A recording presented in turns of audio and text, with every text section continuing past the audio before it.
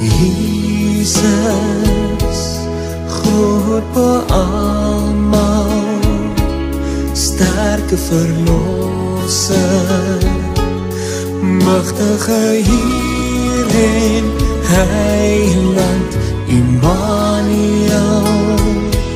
God is met ons, reddende Here, levende woord. Goeiedag. Ek het dan gister afgesluit met Prof Koenig se opmerking dat die situasie van gelowiges in die Nuwe Testament heeltemal teenoorgesteld met die van die Ou Testament is. In die Ou Testament het hulle oorvloed geniet omdat hulle aan God getrou was. Maar in die Nuwe Testament kry sy kinders juist swaar omdat hulle aan hom getrou is.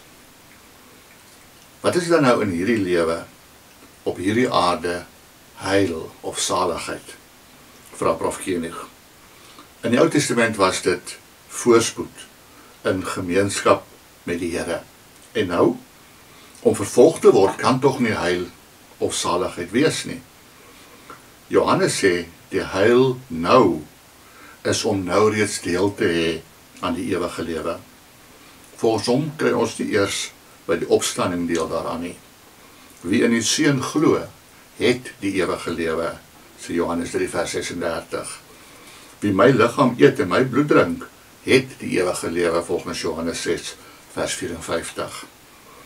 Paulus sien die heil wat ons nou reeds geniet as ons vereniging met Jesus, sodat ons ou lewe in diens van die sonde klaar beëindig is en ons nou reeds deelneem aan Jesus se opstandingslewe.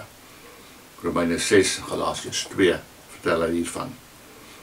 Hy noem ook die vrede van God wat ons nou reeds kan geniet. Maar ook in hierdie geval is daar 'n radikale verskil tussen die twee testamente.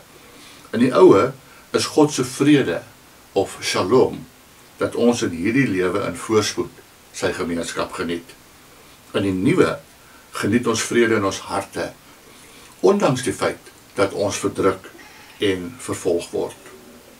Ons moet mooi lees hoe die apostel dit stel.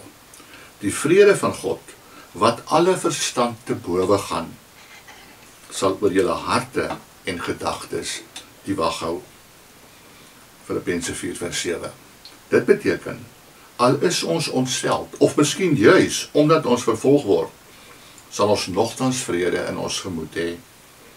Al sê ons gesonde verstand vir ons, dat ons glad nie vrede kan hê nie, omdat dit sleg met ons gaan, sal ons nog die Here se vrede ervaar.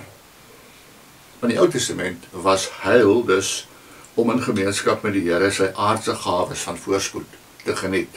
Maar in die Nuwe Testament is dit om die gemeenskap van die Here te geniet sonder sy aardse gawes, maar wel met 'n vooruitsig. En dis hierdie vooruitsig wat die Nuwe Testamentiese gelowiges se vrees vir die dood wegneem. Waar vir Ou Testamentiese gelowiges die dood 'n verskrikking was en hulle met geweld aan die lewe vasgeklou het, kan Paulus in die Nuwe Testament juig. Die dood is verslind in oorwinning. Dood, waar is jou oorwinning? Dood, waar is jou angel? Die angel van die dood is die sonde, en die krag van die sonde lê in die wet. Maar aan God die dank, wat aan ons die oorwinning gee, deur ons Here Jesus Christus. So sê in 2 Korintiërs 15 vers 55 tot 57. En hy spreek selfs die begeerte uit, om die dood tegemoet te gaan. Want vir my is om te leef, Christus, en om te sterf, wins. Aan die een kant verlang ek om heen te gaan, om saam met Christus te wees. Dit is immers verreweg die beste. Filippense 1 vers 21 en 23. Kom ons bid saam. Dierbare Here Jesus, dankie dat U vir ons 'n nuwe visie kom gee het. Dat ons nou reeds kan deel in die ewige lewe, sodat ons nie meer hoef bang te wees vir wanneer ons tyd op hierdie aarde verby is nie. Help vir ons dat dit vir ons ware vrede in ons harte en ons lewe mag gee. In Jesus se naam. Amen.